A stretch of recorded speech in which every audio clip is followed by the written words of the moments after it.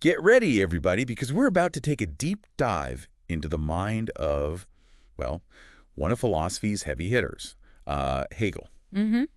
Now, I know what you might be thinking. Hegel. Ugh, that's going to be dense, right?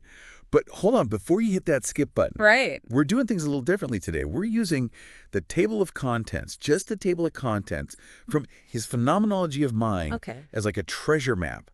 We're going to dig up those little nuggets of brilliance that are actually surprisingly relevant to, your life, my life, everybody's life, really. That's the great thing about Hegel. He's not just up there in the clouds talking about abstract stuff. He's really trying to get at, the whole human experience, how we think, Yeah. starting from, the most basic stuff, our senses, Mhm. and then going all the way to these big ideas like freedom and even religion. Like he's mapping out how our brains, wrap themselves around the world. Right.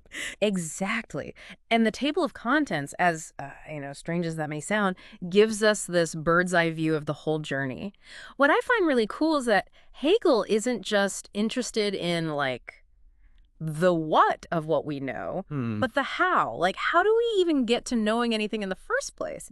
He's, tracing the evolution of consciousness itself. So we're not just going to be spitting out facts about Hegel. Right. We're actually trying to get into, how our minds even work. Exactly. How they, struggle and grapple with the big questions. Mm-hmm. What was, the biggest aha moment for you in all of this when you were exploring this idea of consciousness?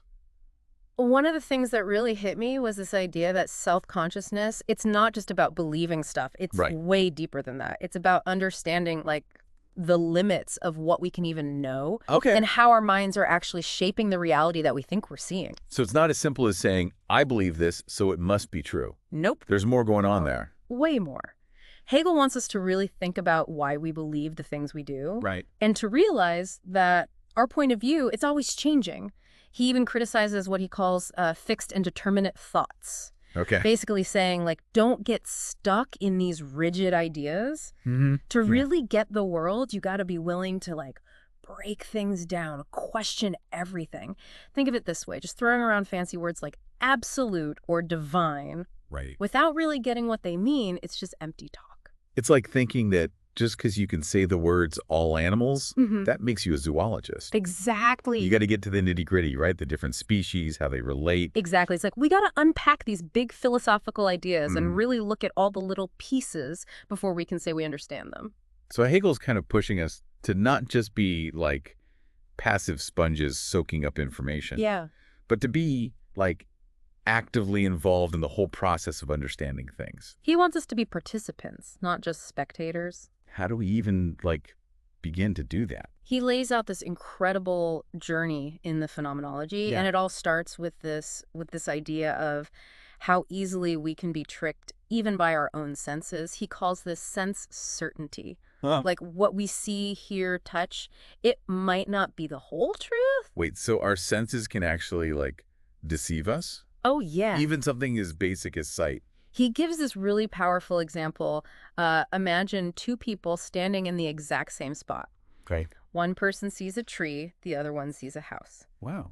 It shows how our own individual perception, it shapes what we think is true, even if we're standing right next to each other looking at the same stuff. So what we consider truth can actually be totally subjective. He's not saying that there's no such thing as objective truth. Okay. But he's saying the path to get there, it's a lot more complicated than just opening our eyes and looking around. So our senses are just the beginning. Okay, they're step one. But we got to go beyond them if we want to really understand what's real. So how do we do that?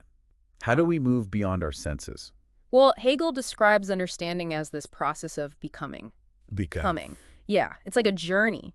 You start with these simple observations, and then you slowly build up to these more complex ideas. It's not about reaching some final destination, but it's about the constant back and forth between, our minds and the world. So it's about realizing that things change, they develop over time, Yeah. and it's about getting the whole picture, Yeah. not just focusing on little bits and pieces. It's like trying to understand a symphony, You can't just listen to one note. Right. You got to hear the whole thing to get it. But he also warns against getting too lost in the details, even when those details seem really important. I noticed in the table of contents, he actually has a whole section critiquing mathematics, Right? which is kind of a bold move for a philosopher. Yeah, it's interesting. He sees math as dealing with these super abstract concepts like quantity. Hmm. But he argues that those concepts, that they don't fully capture the richness of, like, the real world. So math is important, but it's not the be-all and end-all. Right. It's like, think about trying to understand uh, emotions Right. just by looking at brain chemicals. Okay, yeah, You're going to miss a lot, right? Like what it actually feels like to experience those emotions. that makes sense. So we can't just trust our senses blindly. Nope. We can't get lost in these abstract ideas either. Right. And we got to always try to see the bigger picture. The whole. But how does all this connect to Hegel's big idea of self-consciousness? Well, he argues that self-consciousness, it's not something we're just born with. Mhm. It's a struggle. It's a process. And one of his most famous examples of this is the Master-Slave Dialectic. Ah, yes. The master-slave thing. Everyone's heard of it, Right. but not everyone gets it. It's a really powerful idea, and it's important to understand that it's not just about literal slavery. It's more like a metaphor for all kinds of power dynamics, the ones we see all the time. So it's about, like, the need to be recognized, to be seen as an individual. Exactly. Hegel says that both the master and the slave, they're locked in this struggle for self-consciousness. Okay. The master wants to feel powerful, important, so they need the slave to be dependent on them. Right. But the slave, through their work, through their struggle, Yeah. they actually develop a stronger sense of self. That's interesting. You'd think it'd be the other way around. You would, right. But Hegel's saying that true self-consciousness, it comes from pushing against limitations, from confronting those constraints. Mm-hmm. The slave, because they're forced to deal with these really tough circumstances, they actually end up with a deeper understanding of who they are Right. and their place in the world. Whereas the master, because they're not really challenged, their awareness is actually more limited. Exactly. And this dynamic, you see it everywhere. Personal relationships, political systems, all over the place. It's like this master-slave concept goes way beyond just, the historical context of slavery. It does. It's about how we relate to each other, Mm-hmm. how we seek validation, Yeah. how power can actually warp our sense of self. It's one of the most insightful things about Hegel. He really makes us question our assumptions about, consciousness, freedom, and what's real. Mhm. It really makes you think about all the different ways those power struggles play out, right? It does. It's kind of crazy how these ideas from, like, centuries ago can still feel so relevant today. Hegel was a master at connecting those dots. And speaking of connections, he has some pretty interesting things to say about how our reason works, especially when we're trying to understand the world through observation. So we're moving beyond just basic senses now. Yeah, we're going deeper. Hegel's pointing out that reason, it's not just about looking at stuff outside of ourselves. Mm-hmm. It can also turn inward and examine, like, its own processes. So it's about looking both outward and inward. Exactly. We got to examine our own thoughts, our perceptions, the whole shebang. Okay. And that leads him to some pretty skeptical conclusions about, like, certain ways of trying to understand people. What do you mean? He's not a fan of what he calls pseudosciences, things like physiognomy and phrenology. Oh, right. Those old ideas that you could tell someone's personality from their face. Exactly. There were bumps on their head. Hegel thought that was way too simplistic, like trying to reduce the mind, this incredibly complex thing, to just physical features. Yeah, it seems kind of ridiculous now. He even uses the example of a skull to illustrate this point. A skull? What's so special about a skull? Well, think about it. A skull by itself, it's pretty neutral, right? It doesn't tell you anything about the person's thoughts, feelings, experiences, any of that. So it's like a reminder that appearances can be deceiving. Yeah, and that trying to understand the mind through just physical observation, it only gets you so far.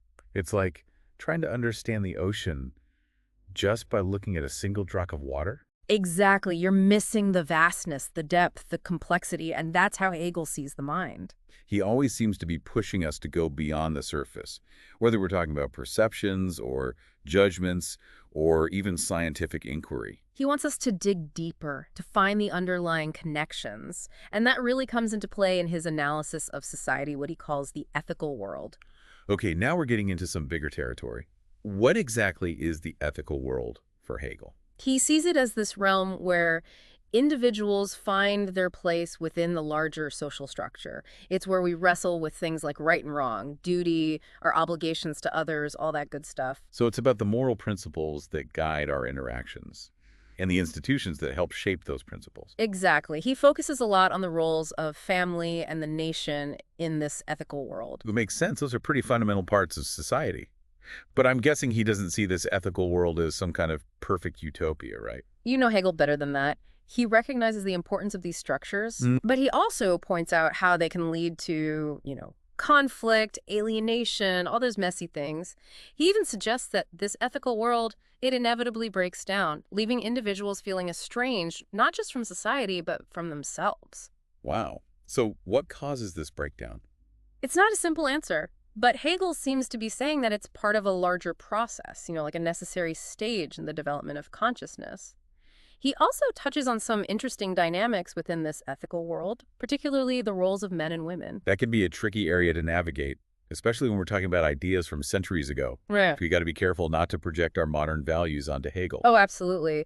But it is interesting that he identifies distinct roles for men and women within this ethical framework. If I'm understanding correctly, he sees women as primarily focused on the family, the private sphere, Right. while men are more involved in the public sphere, like politics and civic life. Exactly. And while those views might sound a little outdated today, it's important to note that Hegel sees both of these roles as essential to the overall ethical order. So it's more about recognizing the interplay between these different spheres, both of which are necessary for a functioning society. Exactly. And this breakdown of the ethical world, as unsettling as it might seem, it actually sets the stage for a really fascinating development in Hegel's thinking. He says that this breakdown leads to a period of culture where individuals start seeking meaning through more individualistic pursuits. So it's like a shift from the structured world of family and nation to something more individualistic, more self-focused. Right. He describes people pursuing wealth, status, recognition, all those things. Starting to sound familiar, right? It's like he's describing the emergence of modern society, with his emphasis on individual achievement. And he even introduces the concept of enlightenment as a major driving force in this shift.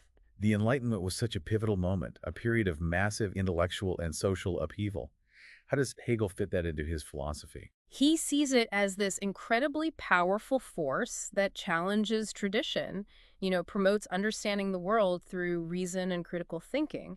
He definitely recognizes the liberating power of it, how it frees us from superstition and dogma. But I'm guessing there's a catch. Hegel rarely presents things as simple black and white. You're right. He points out that while the Enlightenment is incredibly liberating, it can also lead to a sense of emptiness, even nihilism. So by rejecting those traditional values and embracing reason, we risk losing a sense of meaning, a sense of purpose.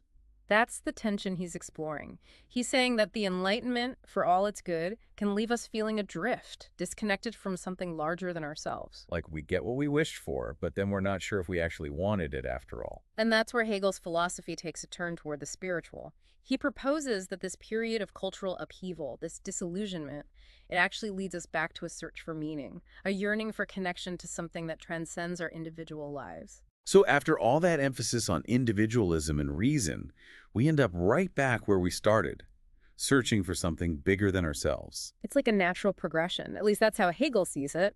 And that's where he brings in the realms of religion and art. It's amazing how he ties all these things together. Sense perception, self-consciousness, society, culture, and now religion and art.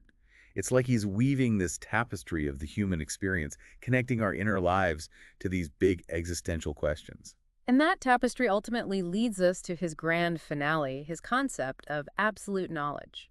Okay, we've reached the summit of Mount Hegel. So what is absolute knowledge, and how do we mere mortals even begin to wrap our heads around it? It's not about knowing every single fact or having all the answers. It's more about a state of complete self-awareness, where we realize our unity with what he calls the absolute. So it's like a merging of the self with something much larger, a kind of enlightenment. He presents it as the final stage of spiritual development. Sounds pretty intense. It is. He's talking about transcending our individual ego. Right. And grasping the interconnectedness of everything. It sounds incredibly profound, but also kind of impossible to actually achieve. Hegel acknowledges that. It's Right. more like an ideal, something we strive for. So even if we never reach this absolute knowledge, the journey itself is what matters. Exactly. And this is where Hegel's philosophy, for all its complexity, really connects back to our everyday lives.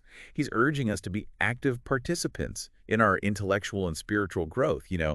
question our assumptions, to constantly strive for deeper understanding. So it's not about the destination, but the journey. The journey is everything. I love that. This has been an amazing exploration so far, and we've only just scratched the surface of Hegel's thinking. That's the beauty of it. There's always more to discover. Before we move on, I'm curious, what really stood out to you? What was the most mind-blowing thing you encountered in the Phenomenology? For me, it was that idea about the limitations of observation. It really makes you realize how much we take for granted, and how important it is to always be questioning, digging deeper. Yeah, it's a good reminder that real understanding, it's not just about passively taking in information. It's a process. It takes effort. Hegel was all about that. He didn't want us to just be sponges soaking stuff up. He wanted us to wrestle with these ideas, to make them our own. And that's kind of what we try to do here on the Deep Dive, right? Yeah. We want to encourage our listeners to be active participants in their own learning. Exactly. To think critically, to explore new perspectives, to not be afraid to challenge their own beliefs. That's how we grow. Hegel certainly gives us plenty to think about, even if he can be a little tough to decipher sometimes. He definitely doesn't make it easy on us, but that's part of the appeal, right? It's like a mental workout. Yeah, like lifting weights for your brain. The more you challenge yourself, the stronger you get. For our listeners who might be, a little intimidated by Hegel, what advice would you give them? Where should they start?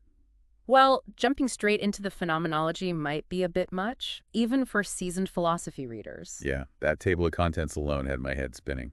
There are some really great secondary sources out there that can provide a successful entry point. Like a guidebook to help you navigate the terrain. Exactly. And there are also some fantastic lectures and podcasts that break down his ideas in a more digestible way. So it's all about finding the right resources, the ones that click with your learning style. And don't be afraid to experiment, Take notes, highlight passages, discuss the ideas with friends. The more actively you engage with the material, the more you'll get out of it. And who knows, you might even have a few of those aha moments along the way. Those are the best, right? Those flashes of insight that make all the effort worthwhile. Well, we've covered a lot of ground in this deep dive. From the limitations of our senses to the struggle for self-consciousness, the breakdown of the ethical world, the search for meaning through culture and religion, it's been quite a journey. Hegel's Phenomenology of Mind, it's an incredibly ambitious work. It really makes you think about the big questions, the ones that have been puzzling philosophers for centuries. And even if we haven't reached absolute knowledge by the end of this episode, I think we've gained a better understanding of how our minds work, how they make sense of the world, and how that very process of understanding is part of what makes us human. I couldn't have said it better myself.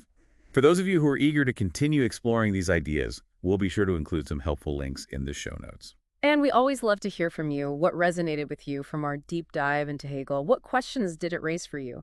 Join the conversation on our social media channels, and let's keep this intellectual adventure going. Until next time, keep those minds curious and keep exploring.